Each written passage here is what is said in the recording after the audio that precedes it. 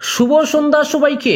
আজ 13 মার্চ বৃহস্পতিবার। আজকের সন্ধ্যার বিশেষ বিশেষ খবর হলো, বরাকে মাল্টি মডেল লজিস্টিক পার্কের কোনো প্রস্তাব নেই, জানালো কেন্দ্র। করিমগঞ্জের নাম পরিবর্তন, স্বাক্ষর সংগ্রহ অভিযান শুরু। 26-এ বাংলার সব আসনে লড়বে মিমের প্রার্থী, ঘোষণা আসাদউদ্দিন ওয়াইসির। কিছুতেই মাথা নত করব না, যা করার করে নিন, ট্রাম্পকে চরম হুঁশিয়ারি ইরানের। শেখ হাসিনা সহ রেহানাদের 587 কোটির সম্পত্তি বাজেয়াপ্ত ইউনূসের। নতুন বাংলাদেশ, ক্ষমতার পর সম্পত্তিতেও কূপ। আমেরিকার প্রস্তাবে যুদ্ধবিরতিতে রাজি ইউক্রেন, ফের কিয়েভকে সামরিক সাহায্য পাঠাতে উদ্যোগ ওয়াশিংটনের। নিকাশি ব্যবস্থা লাটে, সিঙ্গিরখালে আবর্জনার স্তূপ। পুরো আধিকারিককে চুকে আঙ্গুল দিয়ে দেখালো কংগ্রেস, শীঘ্রই ব্যবস্থা গ্রহণের আশ্বাস। মণিপুর শান্তি আলোচনায় বাধা, পৃথক রাজ্যের দাবিতে অনড় কুকি সম্প্রদায়। এবং সর্বশেষ খবরটি হলো, 40% মানুষকে বাদ দিয়ে রাজ্যের উন্নয়ন অসম্ভব, বিধানসভায় অভিযোগ করিমউদ্দিনের। অরুণোদয় প্রকল্পে বৈষম্য বন্ধ করতে বিধানসভায় সরব সোনার বিধায়ক। এবারে শুনুন বিস্তারিত খবর। বরাকে এমএমএলপির কোনো প্রস্তাব নেই, জানালো কেন্দ্র। বরাক উপত্যকায় মাল্টি মডেল লজিস্টিক পার্ক বানানোর ঘোষণা অনেক আগেই করেছিল সরকার। সর্বানন্দ সোনোয়াল মুখ্যমন্ত্রী থাকার সময় শিলচরে এসে এই কথা বলে গিয়েছিলেন। 2021 সালে এই প্রতিশ্রুতি দিলেও এখনো রাজ্য সরকারের তরফে কেন্দ্রের কাছে এ নিয়ে কোনো প্রস্তাব পাঠানো হয়নি। সাংসদ সুস্মিতা দেবের প্রশ্নের উত্তরে এমনটাই জানিয়েছে কেন্দ্র। সুস্মিতা দেব এদিন রাজ্যসভায় আসামে মাল্টি মডেল লজিস্টিক পার্ক নিয়ে প্রশ্ন করেছিলেন এবং তার উত্তরে মন্ত্রী নীতিন জয়রাম গিরিধারী জানান, গোটা দেশে 35টি জায়গায় এ ধরনের প্রজেক্ট গড়ে তোলা হচ্ছে এবং আসামে 693.79 কোটি টাকা ব্যয় করে যোগীগুবায় তৈরি করা হচ্ছে। এর কাজ অনেকটাই এগিয়ে গেছে এবং 451.42 কোটি টাকা ইতিমধ্যে খরচ করা হয়ে গেছে। সুস্মিতা প্রশ্ন করেছিলেন, শিলচরে মাল্টি মডেল লজিস্টিক পার্ক 2021 সালে ঘোষণা হয়েছিল, তবে এটি এখনো গড়ে তোলা হয়নি কেন? এর উত্তরে মন্ত্রী বলেন, শিলচরে এমন কোনো প্রকল্প গড়ে তোলার প্রস্তাব এখনো আসেনি এবং এ নিয়ে কোনো কাজ চলছে না। সুস্মিতা বলেন, বরাক উপত্যকার লোকেদের বহুবার ঠকানো হয়েছে এবং এটা এই তালিকায় নতুন সংযোজন। এবছর বাজেটে বরাক উপত্যকার উন্নতির জন্য মাত্র 100 কোটি টাকা বরাদ্দ করা হয়েছে। 100 কোটি টাকা কি উন্নতি হবে আমি জানি না, তবে মুখ্যমন্ত্রী হিমন্ত বিশ্ব শর্মা বরাবর এই এলাকার প্রতি উদাসীন। তারা শিলচরে ফ্লাইওভার ঘোষণা করেছেন এবং আমরা একে সমর্থন জানাই।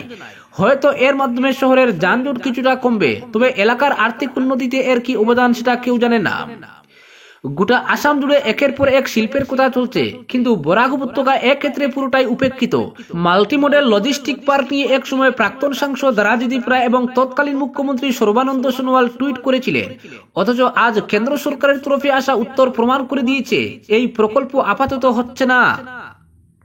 পরবর্তী খবরটি হলো, শিলচর পৌরসভার এক্সিকিউটিভ অফিসার বানরান লিম্পুইয়া নাম্পুইকে সঙ্গে নিয়ে বৃহত্তর সিঙ্গিরখাল এলাকা সরেজমিনে পরিদর্শন করল শিলচর জেলা কংগ্রেসের এক প্রতিনিধি দল। শহরের বিলপার, পাবলিক স্কুল রোড, ফাটক বাজার, প্রেমতলা ও সেন্ট্রাল রোডের নিকাশি জল এই সিঙ্গিরখাল হয়ে রাঙ্গিরখালে যায়, অথচ খালের জলে এখন নড়নচড়ন নেই। আবর্জনার স্তূপে সব থমকে গেছে যেন। কিছু কিছু আবাসিক এলাকায় এখন থেকে নোংরা জলে টাইটুম্বুর হয়ে আছে। এই অবস্থায় হেলদুল নেই পৌরসভার। আজ সেসবই যেন পুরো কর্তৃপক্ষের চোখে আঙ্গুল দিয়ে দেখিয়ে দিলেন কংগ্রেসের স্থানীয় নেতারা। সঙ্গে দাবি তুললেন শীঘ্রই খাল পরিষ্কার করার, নিকাশি ব্যবস্থাকে স্বাভাবিক করে তোলার, আবর্জনা সাফাই করার। নইলে বর্ষার মরশুম ঢুকলে কৃত্রিম বন্যায় আবারও ডুবে যাবে শহর, সেই আশঙ্কার কথাও জানিয়ে দিলেন তারা। এদিকে লিম্পুইয়া নাম্পুইকে এ ব্যাপারে জিজ্ঞেস করলে তিনি জানান, শীঘ্রই একটি বৈঠক করে কিভাবে দ্রুত এই সমস্যাগুলির সমাধান করা যায় এ নিয়ে পদক্ষেপ করা হবে। মানুষের দুর্গতি হোক সেটা কখনো কাম্য নয়। যেসব সমস্যা সামনে উঠে এসেছে তা একা পৌরসভা করতে পারবে না, বিভিন্ন বিভাগ একযোগে কাজ করে সমাধান করতে হবে। আমরা দ্রুত পদক্ষেপ করছি। বর্ষার মরশুম শুরু হওয়ার আগে শহরের রাঙ্গিরখাল ও সিঙ্গিরখাল সহ শহরের সব কোটি নালাকে আবর্জনা মুক্ত করতে না পারলে শহরে কৃত্রিম বন্যা ভয়াবহ রূপ নিতে পারে বলে আশঙ্কা করা হচ্ছে। বিষয়টি মাথায় রেখে জেলা কংগ্রেস কমিটি পৌরসভা আধিকারিকের সঙ্গে নিয়ে এদিন সিঙ্গিরখাল পরিদর্শন করে। এদিকে জেলা কংগ্রেস সভাপতি অভিজিৎ পাল জানান, বিগত কিছুদিন ধরে কংগ্রেস শিলচর পৌরসভা জল সম্পদ ও পূর্ত বিভাগ আধিকারিকদের সঙ্গে সাক্ষাৎ করে বর্ষার মরশুম শুরু হওয়ার আগে শহরের প্রত্যেকটি এলাকাকে আবর্জনা মুক্ত করার আবেদন জানিয়েছেন। কারণ বৃষ্টি এখনো হয়নি, অথচ বিভিন্ন এলাকায় বসবাসকারী মানুষের বসতবাড়ি সহ রাস্তাঘাটে জল ও আবর্জনা জমে উঠেছে। এই পরিস্থিতিতে মানুষ নিজের ঘরবাড়ি ছেড়ে অন্যত্র আশ্রয় নিতে বাধ্য হয়েছেন। বিশেষ করে বিলপার ও পাবলিক স্কুল রোডের মানুষ বর্তমানে এক করুণ পরিস্থিতির মধ্যে দিন কাটাচ্ছেন। জেলা কংগ্রেসের প্রতিনিধি দলটি শিলচর পাবলিক স্কুল রোডে নির্মিত হতে যাওয়া নালার কাজ নিয়ে অসন্তোষ ব্যক্ত করেছেন। নালার কাজে চরম দুর্নীতি করা হয়েছে বলে অভিযোগ তাদের। নালা নির্মাণের নামে প্রকাশ্যে ডাকাতি করা হচ্ছে বলেও জানিয়েছেন অভিজিৎ।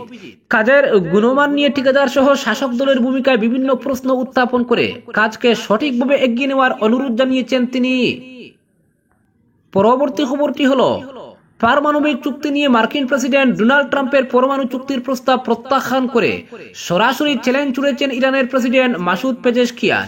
ট্রাম্পের আলোচনার প্রস্তাব সরাসরি খারিজ করে পেজেশকিয়ান কড়া ভাষায় জানিয়ে দেন, আমেরিকা আমাদের উপর হুকুম জারি করবে আর হুমকি দেবে, এটা কখনোই মেনে নেওয়া হবে না। আমরা কোনো আলোচনাতেই বসবো না, যা ইচ্ছা তাই করুন। ইরানের সরকারি সংবাদ মাধ্যমে প্রেসিডেন্ট পেজেশকিয়ানের এই বক্তব্য প্রকাশিত হয়েছে। তার সোজাসাপটা অবস্থান ইঙ্গিত দিচ্ছে যে ইরান আর কোনো ধরনের চাপ বা শর্তের মুখে মাথা নত করবে না। পেজেশকিয়ান আরো যোগ করেন, আমেরিকা ইউক্রেনের প্রেসিডেন্টের সঙ্গে যে আচরণ করেছে তা অসম্মানজনক, এটা করো নইলে আমরা ওটা করব, এই ধরনের কথা বলার মানসিকতা আমরা মানি না। মার্কিন যুক্তরাষ্ট্রের সঙ্গে আমাদের কোনো দর কষাকষি বা সমঝোতা হবে না। উল্লেখ্য, গত শনিবার ইরানের সর্বোচ্চ নেতা আয়াতুল্লাহ আলী খুমেইনিও সাফ জানিয়ে দেন যে তেহরান কোন ধরনের আন্তর্জাতিক চাপের মুখে আলোচনায় বসবে না। এর ঠিক একদিন আগে ট্রাম্প ইরানকে নতুন পারমাণবিক চুক্তি নিয়ে আলোচনার জন্য একটি চিঠি পাঠান। ট্রাম্প ইঙ্গিত দিয়েছিলেন যে তিনি ইরানের সঙ্গে সমঝোতা করতে আগ্রহী, কিন্তু সেই প্রস্তাব নস্যাৎ করে দিল তেহরান। পরবর্তী খবরটি হলো, হাসিনা সহ রেহানাদের 587 কোটির সম্পত্তি বাজেয়াপ্ত ইউনূসের। নতুন বাংলাদেশ ক্ষমতার পর সম্পত্তিতেও খুব দেশ ছাড়া করেছে আগেই, এবার সব সম্পত্তিও কেড়ে নিল। প্রাক্তন প্রধানমন্ত্রী শেখ হাসিনা, তার বোন শেখ রেহানা, ছেলে জয় ও মেয়ে পুতুলের নামে বাংলাদেশে থাকা প্রায় 587 কোটি টাকার সম্পত্তি বাজেয়াপ্ত করার নির্দেশ দিয়েছে ঢাকার একটি আদালত। এর মধ্যে হাসিনাদের নামে মোট 124টি ব্যাংকে থাকা 578 কোটি টাকা ফ্রিজ এবং সুদাশোধন সহ 8 কোটি 85 লক্ষ টাকার বাড়ি ও জমি ক্রয় করা হয়েছে। ঢাকার মহানগর দায়রা জজ ও বিশেষ সিনিয়র জজ আদালতে দুর্নীতি দমন কমিশনের উপপরিচালক মনিরুল ইসলাম এই সম্পত্তি বাজেয়াপ্ত করার আবেদন করেন। আবেদন মঞ্জুর করে বিচারক মোহাম্মদ জাকির হোসেন ব্যাংকে থাকা টাকা, ফ্রিজ ও সম্পত্তি ক্রয়ের আদেশ দেন বলে দুদকের জনসংযোগ কর্মকর্তা আক্তারুল ইসলাম সংবাদ মাধ্যমকে এমনটাই জানিয়েছেন। দুদকের আবেদন পর্যালোচনা করে দেখা গিয়েছে বিভিন্ন ব্যাংকের শেখ হাসিনা, শেখ রেহানা, শেখ হাসিনার ছেলে সজীব ওয়াজেদ জয়, মেয়ে সাইমা ওয়াজেদ পুতুল, শেখ রেহানার ছেলে রাদওয়ান মুজিব সিদ্দিক, মেয়ে টিউলিপ সিদ্দিক এবং Bangabandhu Sheikh Mujibur memorial trust, Bangabandhu memorial জাদুঘর, Suchona foundation, Abu Siddiq memorial trust, Shafiq Ahmed Siddiq, Bangladesh Awami লীগের নির্বাচন তহবিল, আওয়ামী লীগের centre of research and information ও বাংলাদেশ আওয়ামী লীগের নামে 124টি ব্যাংকে 578 কোটি টাকা রয়েছে, যা ফ্রিজ করার নির্দেশ দেওয়া হয়েছে। আবেদনে আরো বলা হয়, শেখ হাসিনা ও শেখ রেহানা এবং তাদের পরিবারের সদস্যদের বিরুদ্ধে দুর্নীতি ও অর্থ পাচারের অভিযোগের অনুসন্ধান চলছে। এসব ব্যাংকে রাখা অর্থ যে কোনো মুহূর্তে অভিযুক্তরা হস্তান্তর করতে পারেন এবং সেক্ষেত্রে তাদের বিরুদ্ধে অনুসন্ধান ব্যাহত হওয়ার সম্ভাবনা রয়েছে। দুদকের আবেদন অনুযায়ী সজীব ওয়াজেদ জয় ও সাইমা ওয়াজেদ পুতুলের ধানমন্ডি আবাসিক এলাকায় 16 কাঠা জমি সহ সুদাশোধন নামে ভবনের মূল্য প্রায় 3 কোটি 30 লক্ষ টাকা, টিউলিপের নামে গুলশানের 71 নম্বর রোডের ইস্টার্ন হারমোনি ভবনের একটি ফ্ল্যাট যার মূল্য 43,24,920 টাকা, শেখ রেহানার নামে গাজীপুরের কালিয়ালকির মৌজায় 10% দুটি জমি যার মূল্য 11,75,500 টাকা এবং সেগুন বাগিচার ইস্টার্ন বেলার একটি ফ্ল্যাট যার মূল্য 18,14,900 টাকা এবং শেখ রেহানার ছেলে রাদওয়ান মুজিব সিদ্দিকের গুলশানের 4টি ফ্ল্যাট যার মোট মূল্য 4,82,10,000 টাকা ক্রয় করা হয়েছে। পরবর্তী খবরটি হলো, আমেরিকার প্রস্তাবে যুদ্ধবিরতিতে রাজি ইউক্রেন, ফের কিয়েভকে সামরিক সাহায্য পাঠাতে উদ্যোগ ওয়াশিংটনের। আমেরিকার প্রস্তাবে ছাড়া অবশেষে 30 দিনের যুদ্ধবিরতি প্রস্তাবে রাজি হয়েছে ইউক্রেন। সৌদি আরবের জেদ্দায় আমেরিকা ইউক্রেন বৈঠক শেষে এক যৌথ বিবৃতিতে কিয়েভের এই সম্মতির কথা জানানো হয়েছে। ওই বৈঠকের পর আমেরিকাও ইউক্রেনকে ফের সামরিক এবং অন্য প্রয়োজনীয় সাহায্য পাঠানো চালু করতে উদ্যোগী হয়েছে। যৌথ বিবৃতিতে বলা হয়েছে, রাশিয়ার সঙ্গে তাৎক্ষণিকভাবে 30 দিনের একটি অন্তর্বর্তী যুদ্ধবিরতি কার্যকর এবং স্থায়ীভাবে যুদ্ধের অবসানের জন্য আলোচনা শুরু করতে আমেরিকার দেওয়া প্রস্তাবে রাজি হয়েছে ইউক্রেন। জেদ্দার ওই বৈঠকে মার্কো রুবিওর সঙ্গে মার্কিন নিরাপত্তা উপদেষ্টা মাইক ওয়ালস, ইউক্রেনের বিদেশমন্ত্রী আন্দ্রি শিবিগা এবং দেশটির প্রেসিডেন্ট কার্যালয়ের চিফ অফ স্টাফ আন্দ্রে ইয়েমের অংশ নেন। তবে বৈঠকে রাশিয়ার কোনো প্রতিনিধি উপস্থিত ছিলেন না। এদিনের বৈঠকে নেতৃত্বের ভূমিকা রাখেন মার্কিন বিদেশমন্ত্রী মার্কো রুবিও। বৈঠক শেষে তিনি সাংবাদিকদের বলেন, বল এখন কোর্টে, এখন মস্কোর সঙ্গে যুদ্ধবিরতির এই প্রস্তাব নিয়ে যাওয়া হবে বলে উল্লেখ করেছেন আমেরিকার বিদেশমন্ত্রী। মার্কো রুবিও বলেন, রাশিয়ানরা যুদ্ধবিরতিতে সম্মত হবে বলে তিনি আশা করছেন, তবে তারা যদি এতে রাজি না হয় তবে দুর্ভাগ্যবশত সেখানে শান্তি প্রতিষ্ঠার ক্ষেত্রে কি প্রতিবন্ধকতা আছে তা আমরা বুঝতে পারবো বলে উল্লেখ করেছেন তিনি। যুদ্ধবিরতির প্রস্তাব নিয়ে মার্কো বলেন, ইউক্রেনের প্রেসিডেন্ট ভ্লাদিমির জেলেনস্কি সমুদ্র ও আকাশপথে আংশিক যুদ্ধবিরতির যে প্রস্তাব দিয়েছেন তার বাইরে গিয়ে আমাদের প্রস্তাবটি হলো গোলাগুলি বন্ধ করা। মার্কিন প্রেসিডেন্ট ডোনাল্ড ট্রাম্প ইউক্রেনে যুদ্ধের অবসান ঘটাতে চান উল্লেখ করে মার্কো রুবিও বলেন, এই যুদ্ধে আজ মানুষ মারা যাবে এবং দুঃখের বিষয় যদি যুদ্ধবিরতি না হয় তাহলে আগামীকালও মারা যাবে। 3 বছর আগে ইউক্রেনে সর্বাত্মক হামলা শুরু করেছিল রাশিয়া, সেই থেকে এই যুদ্ধ চলছে। সাম্প্রতিক সময়ে রাশিয়া যুদ্ধে অগ্রগতি পাচ্ছে। ইউক্রেনের প্রায় 1/5 ভূখণ্ড এখন রাশিয়ার দখলে। এর মধ্যে ক্রিমিয়াও রয়েছে, যে উপত্যকা 2014 সালে দখল করে নিয়েছিল মস্কো। পরবর্তী খবরটি হলো 26-এ বাংলার সব আসনে লড়বে মিমের প্রার্থী, ঘোষণা ওয়েসি। 2021 বিধানসভায় গোটা 7 আসনে প্রার্থী দিয়ে বিশেষ লাভ হয়নি, নিজেরাও জিততে পারেনি। আবার শাসক দলের ভোট ব্যাংকেও বিশেষ তাবা বসাতে পারেনি আসাদুদ্দিন ওয়েসির অল ইন্ডিয়া মজলিসে ইত্তেহাদুল মুসলিমিন অর্থাৎ AIMIM। কিন্তু তাতে দমে যেতে নারাজ আসাদুদ্দিন ওয়েসি। 26-এর বিধানসভা নির্বাচনে বাংলার সব আসনে প্রার্থী দিতে চান তিনি। ওয়েসির দাবি, গত 4 বছরে তার দল তৃণমূল স্তরে সংগঠন তৈরি করেছে। সম্প্রতি এক সর্বভারতীয় সংবাদ মাধ্যমকে দেওয়া সাক্ষাৎকারে ওয়েসি দাবি করেছেন, মমতা বন্দ্যোপাধ্যায় এবং বিজেপি হিন্দু মুসলমানের রাজনীতি করছেন, তাতে আসলে ক্ষতি হচ্ছে মানুষের। ওয়েসির দাবি, 21-এ রাজ্যে তার দল যেভাবে দাগ কাটতে পারেনি, কিন্তু 26-এর জন্য ব্লক স্তর থেকে প্রস্তুতি শুরু হয়েছে। হায়দ্রাবাদের সাংসদ বলছেন, বাংলায় এই মুহূর্তে তাদের 3 লক্ষ সদস্য। এর আগে 23-এর পঞ্চায়েত নির্বাচনে তার দল 1.5 লক্ষ ভোট পেয়েছে।